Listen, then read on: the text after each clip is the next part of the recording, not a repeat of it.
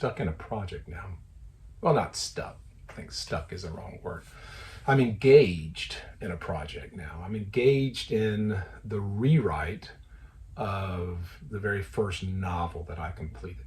It's called The Divine Machine. And it starts out as a group of short stories, and I have now gone through and rewritten all of the short stories that lead up to the moment where I have this combined narrative, the actual body of the story itself. And I've pretty much done a rewrite on the short stories that end up afterwards. That there's one of them that I need to look at, but I'm in this point where there's this convergence where all of these different characters and different things come together. And I remember when I wrote it, I was really, really excited about it. I mean, I thought this was the best thing I'd ever done. It's the first long story that I ever finished. I always had a lot of ideas, and always had, as a kid, I started.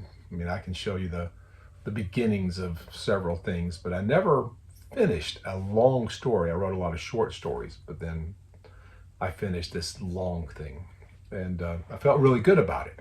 I felt like, man, I've accomplished something. It's a good story. I like the story, and I like the characters. I liked how it came together. But I was listening to one of my favorite YouTube guys. He's an author named Will Dean, the Forest author. And one of the things that he said that made sense to me was that you should write things and then put them away and not look at them for a while, 6 months to a year, I think he suggested. And it's been a good year since I read this middle part of this story. Like I said, I've been working with the short stories. Well, they've been pretty easy to go in and clean up's not the right word, flesh out, I guess is a better word, to go in and add and subtract and kind of not rewrite completely, but go in and embellish, fill out, add little details that make the characters more interesting, that make the situation more visible. What I'm really going for when I'm writing, I want it to read like a movie. I want you to read this and see in your head the same thing that you would see if you were watching it on the screen. That's kind of my vision and the way I try to write. So that's what I've been trying to do. Anyway, I go back and I start rereading this piece, this part of Divine Machine that I was really, really excited about when I wrote it. Loved it. And I made a mistake. I read the first chapter, and I didn't hate the story, but I didn't like the writing. It's very, very juvenile. Just be honest. It read like something a high school kid would write. And I realized, and it's okay.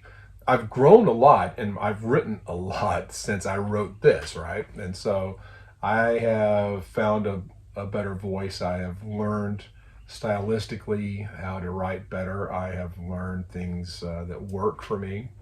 And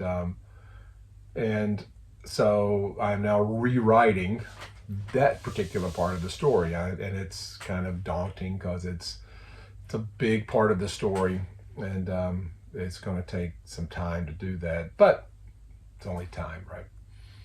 At the end of it, I'm going to have a much better story, and I'm going to be able to then take that much better story and then publish it. Well, I've been watching a lot of videos about publishing and the formatting of the document, and then how to upload it, and then the marketing. And I actually I found a very interesting young woman who has successfully marketed her books on TikTok, of all places, and it's free, and so that is attractive to me.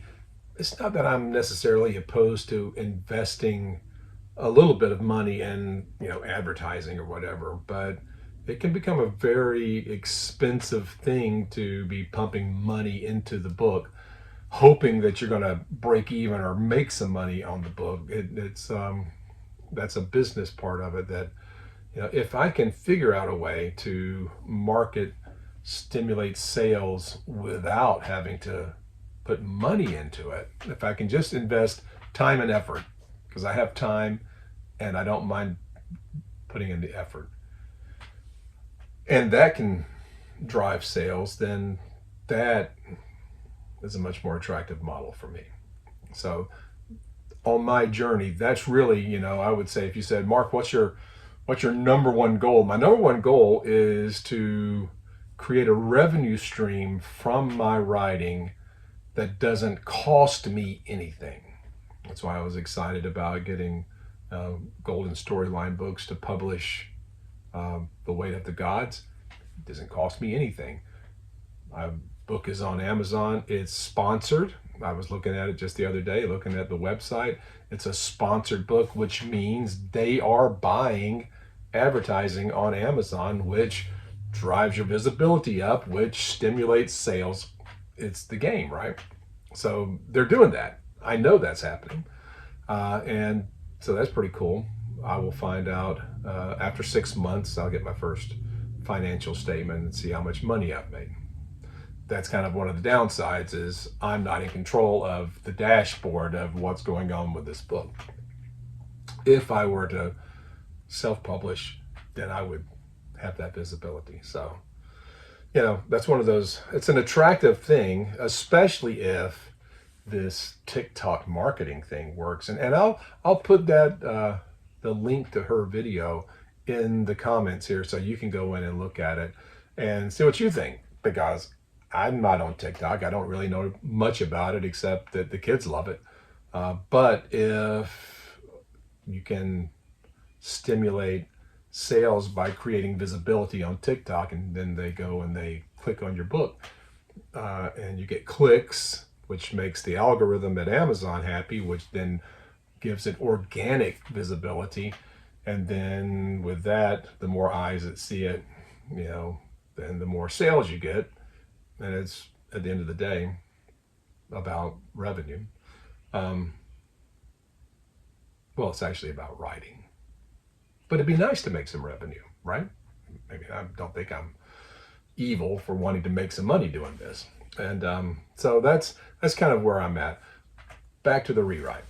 One of the things that I immediately discovered as I was reading through was this very amateurish thing that I had done, which is he said, she said, right? And we'll go and do this thing, he said.